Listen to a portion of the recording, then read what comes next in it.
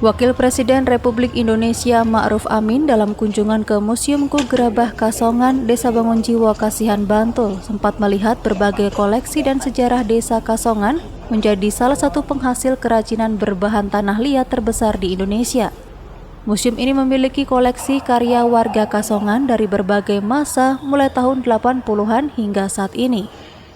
Di dalam museum ini juga tersimpan berbagai macam diorama suasana perkembangan dunia kerajinan gerabah.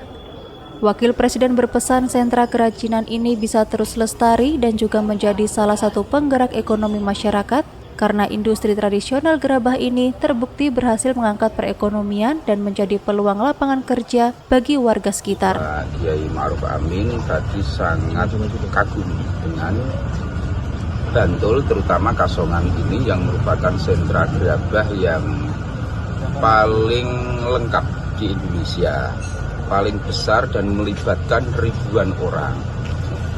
Jadi ada lebih dari 250 pengrajin dan masing-masing pengrajin ini punya karyawan, mulai dari karyawan yang di bawah 10 sampai ratusan. Beliau berpesan untuk kita tetap melanjutkan apa yang sudah